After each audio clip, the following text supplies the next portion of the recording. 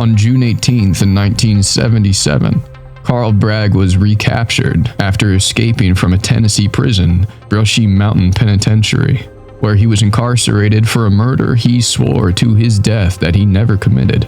He was found wandering around those mountains, dehydrated and disoriented and blind.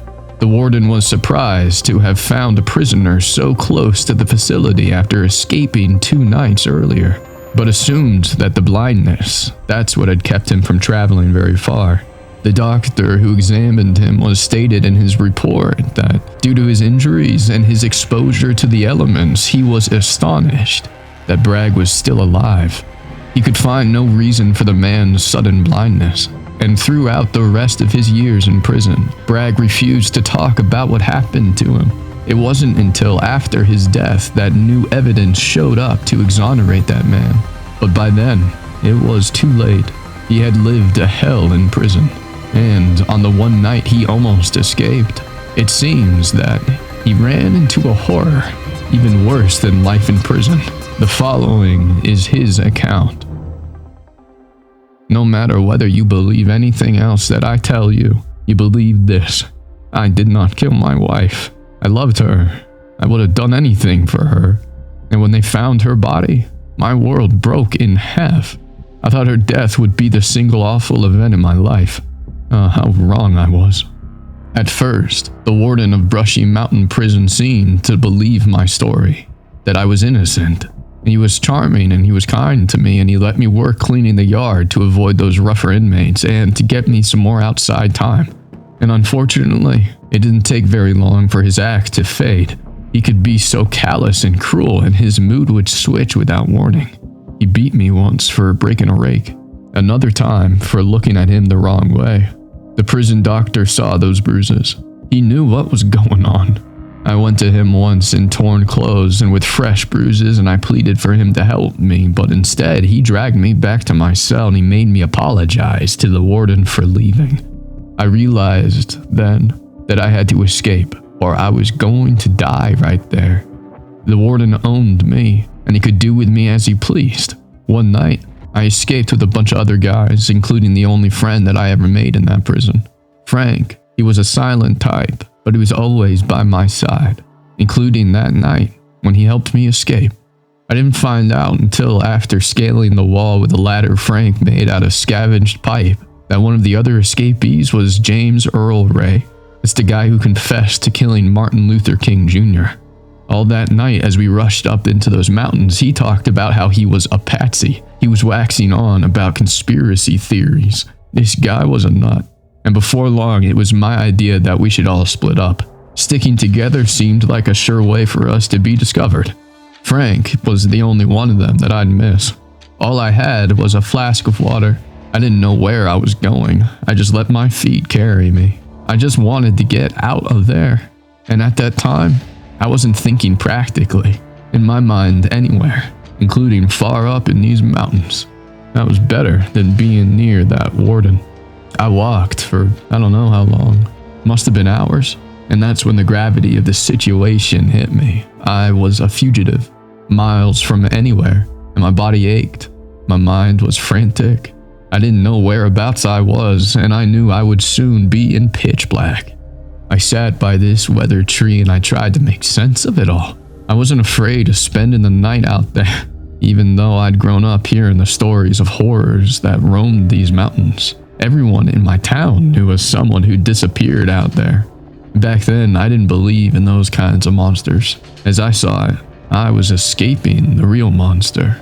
But those horrors that I saw out there in those mountains, they turned out to be far worse than I ever could have imagined. And as the darkness arrived, so did the cold. The temperature can quickly drop when the sun goes in. I only had a prison blanket with me that only provided a little warmth. My exhaustion must have been enough, though, as I fell asleep. I woke up in pitch darkness, and I realized my arms were bare. My blanket was gone. Thinking it must have fallen off, I patted my hands around the brush and rough grass I was trying to find it. I didn't find anything at first, but then I touched something else, and something about it sparked my curiosity. It felt like a small stone figure of sorts. It was a tiny statue. I picked it up and I found a beam of moonlight, but just as I was raising it, I couldn't help but feel this sense of dread. And that feeling intensified as I raised that tiny statue into the light to discover that it was the petrified body of a dead squirrel. I dropped it with a squeal, stifling myself in the dark for fear of discovery. How could that have been a once living creature? It felt as hard and cold as marble. The fur of the animal felt like granite, or the coal that they made us mine back at Brushy. It was so dark that I brushed it off to the mind playing tricks on you when you're unable to see anything. But still, it made me uncomfortable, knowing it was right next to me. But I knew that roaming around in the pitch black would have been foolish.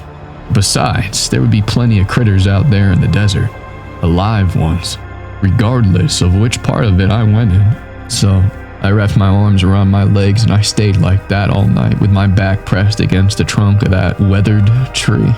I caught myself sliding from the trunk a few times and I promptly propped my exhausted body up. I flinched every single time I heard something rustle close to me, and I was sure I heard movement close to me. They were footsteps. It sounded too heavy and powerful to belong to a human. I didn't sleep properly after that. I shivered all night. I never felt the cold like that before. A coldness that seemed to creep beneath my skin and just bury itself there. How I wish it was just 1 year earlier, cradled in the arms of my wife. But that felt like a heresy to think of her angelic face out there, where I knew that I was not alone out there. Something horrifying was out there with me, but at this point, I just didn't want to believe it. At first light, I saw something around me that seemed wondrous, but then, once I realized what it was, I knew I was witnessing the true horror of what I had been holding the night before. It made me feel sick to my very core. I was surrounded by dozens of frozen statues of animals. At least that's what I think they once were.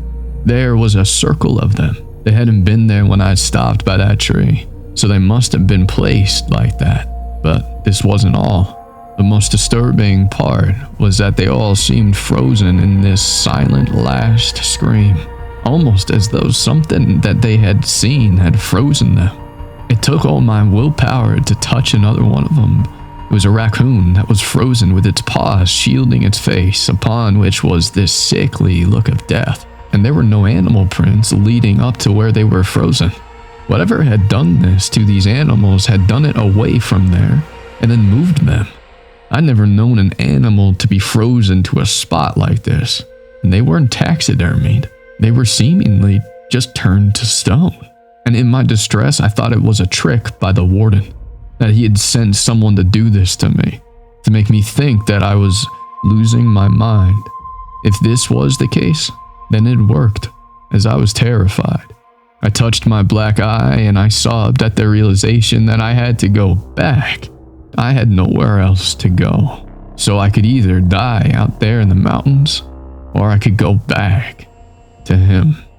I couldn't stop looking at those animals and wondering, would I end up meeting the same fate? I couldn't shake that horrifying sight from my head.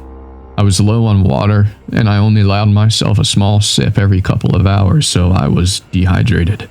I think this played a part in my disorientation. It led me to walk deeper into the mountains than away from it, but I don't know for sure. It could have just been that the mountains didn't want me to leave, or whatever creature was stalking me. And as I walked, I heard these sounds, these strange, deep breathing sounds. And I heard this thick stomping close by, and I thought I was imagining it. But now, I know I wasn't.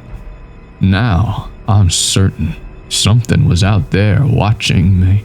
And by the time that I admitted it to myself, I was lost somewhere in the mountains.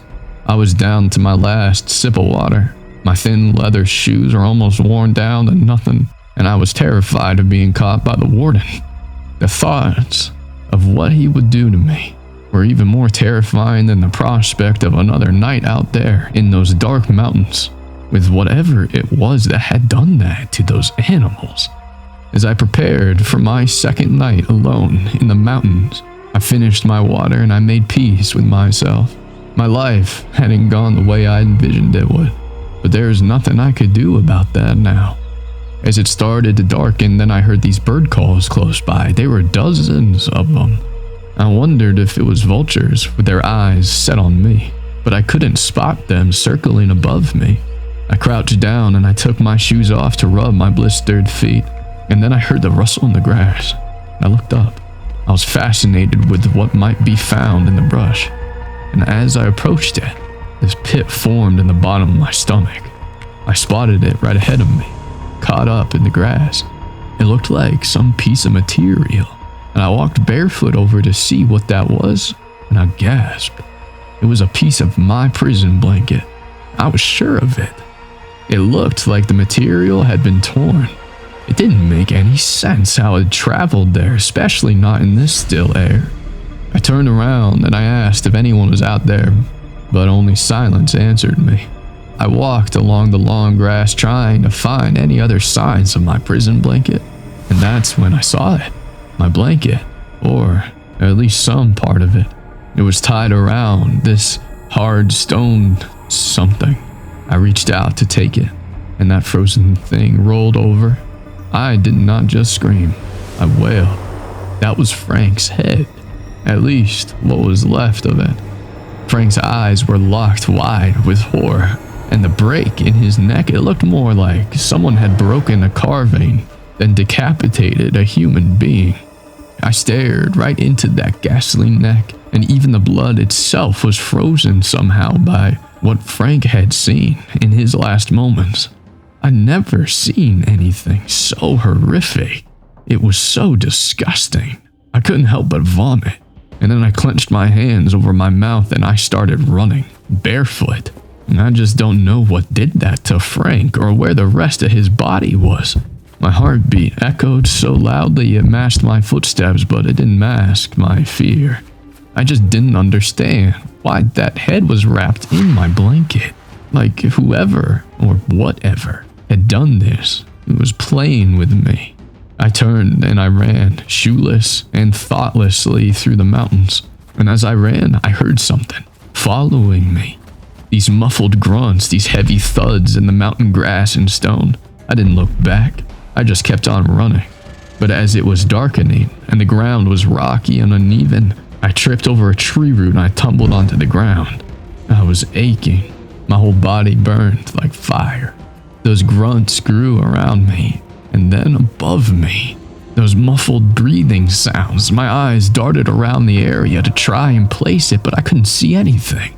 My heart was thudding within my chest with such force that I honestly thought it'd explode inside of me. I thought this was it, that this was my end, that I'd die out there, and that that thing would freeze me into a stone trophy.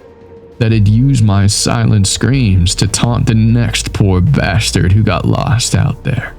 I tried scrambling backwards, using my hands behind me to move me, and I ignored the pain from the rocks and the sharp grass and just kept on moving. And then I felt a presence, and the moment that I did, felt like I had tapped into an ancient energy that belonged only there in the mountains. And I have to admit that for a moment, that was oddly invigorating, like I was being called to something greater. But then I began to discern that the spirit that was overcoming me was actually due to something being there with me, right in front of me, hulking toward me. And then my worst fears happened. That thing stepped out of the darkness and he moved toward me. I don't fully know where it even came from, only that it appeared. I couldn't see it properly in the gloom, but I saw it enough to burn into my brain for the rest of my days. It looked made of stone itself, a great flat head that was locked in a stern and angry glower. Its huge feet crushed the ground beneath it, and each arm looked like a stone trunk of a tree with these fists at the end that could just crush a human head in each palm. But what was captivating and mystifying to me, even in my horror, those glowing purple eyes. They drilled right into my very soul, and that's when I felt it, my innards hardening inside of me. The smell of sulfur and an eldritch fire burning inside the golem's head, and those eyes, they were searching my very insides. My skin was so cold and it felt like it was on fire. And as I realized that I was being frozen right there in the spot, I began to scream. My last action, I thought at that time. And as a flash went through my mind of this horrific face that I would no doubt be wearing when this fiend used me as one of his totems, that's when I felt her. Yes, her.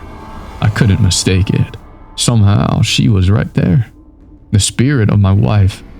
And somehow I felt her envelop that slope of the mountain, and I screamed as I felt a new spearing pain in my leg, chest, and my neck. And the moment I felt that pain, however, the purple glow in the golem's eyes began to dim and subside. I gasped, feeling my limbs start to move again. I fell over in a weakened state and I tried to crawl away. There's nothing to crawl away from, because that thing, it'd gone. My wife had saved me from it. I thought it must be taunting me, but I forced myself to my feet and I made myself move, barefoot, across the darkening mountains. And I walked and I walked. I was gasping for breath and inconsolable. I didn't think I'd make it, but then I don't know what happened. The next thing I knew, I was waking up in the prison. The nurse told me that someone had found me wandering by the road, making no sense. I have no recollection of that. No recollection at all. I let out a silent scream when I saw that warden in the room with me. His dark eyes were alive with anger.